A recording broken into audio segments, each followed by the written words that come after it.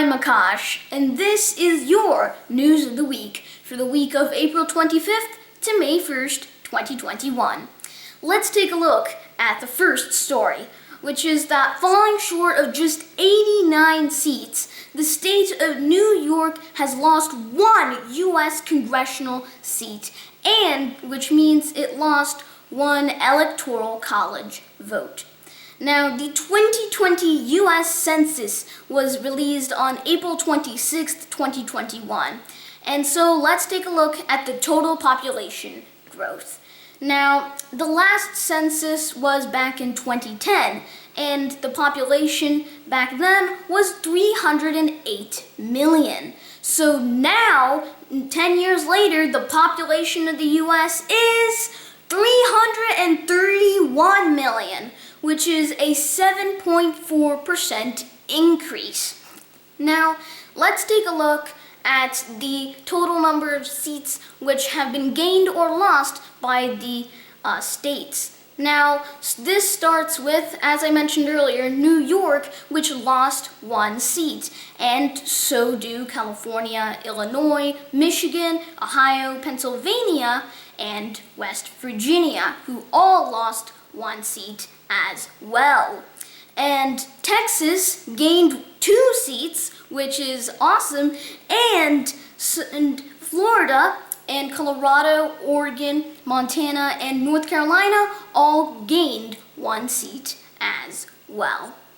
Now, the next story revolves around India's COVID-19 situation, which is getting very dangerous, as the country is facing a very severe second wave of coronavirus. Now, India is shattering the records for most COVID-19 cases in a single day by each passing day, starting with 310,000 cases in one day, and now I believe it's about 350,000. So the international community decided to jump in and help India fight the coronavirus second wave. So the United States aided India by sending $100 million worth of COVID-19 supplies, and it also sent the materials needed to make 20 million doses of COVID-19 vaccines and sent all of this to India. And for further protection and to curb the COVID-19 cases in India, the US, Australia, and other countries have banned travel from India.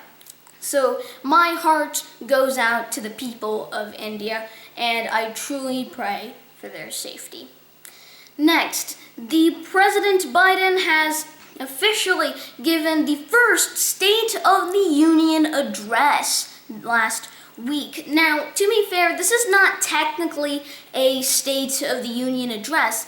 This is just a sort of State of the Union address, which is meant to mark President Biden's very first 100 days in office. Now, this address is very special for a couple of reasons. And the first one is that both the Speaker of the House and the Chairman of the Senate, who is the Vice President, are both women, and these two usually sit behind the president when he's addressing Congress. So for the first time, these two are both women for the first time in history. Next, due to the pandemic restrictions, there were only a limited number of people present in the House chamber when the president addressed Congress. And finally, there was no designated survivor for this address. Next, the next story to take a look at is that the famed astronaut Michael Collins, who dropped off Neil Armstrong and Buzz Aldrin on the moon in Apollo 11 in 1969, the famed astronaut Michael Collins has sadly passed away on April 28th in Naples, Florida. And then, even more somber news, a deadly stampede at an Israeli religious festival in Mount Meron has left 45 people dead. The US President Biden called Israeli Prime Minister Benjamin Netanyahu to offer his condolences. And next, as mentioned in the last news of the week, the Oscars were the only event, one of the few events to have survived COVID-19. And now the 93rd Academy Awards took place on Sunday, April 25th. And this was actually 2 months later than the original set date, which was originally going to be in late February. Also, this event was held sort of virtually, as it didn't have that many people in Union Station and at the Dolby Theater, where the Oscars take place. Now, the film Nomadland grabbed 3 awards, which includes Best Picture, Best Director, and Best Actress. And the director of the film, Chloe Zhao, became the very first woman of color ever to receive the Best Director award.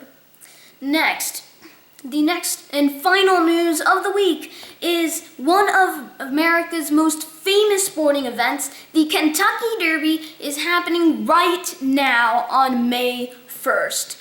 And due to the pandemic restrictions, of course, there will only be a limited number of fans in the stands. And by a limited number, of course, I mean 40 to 50,000. Yes, I know that sounds so much like a lot, but the Kentucky Derby is a very famed event worldwide, and so you have so many fans who come and attend to the event. So 40 to 50,000 is actually quite a little for the Kentucky Derby. And that is all of your news of the week for the week of April 25th to May 1st. Thanks so much for watching, and I'll see you soon. Goodbye.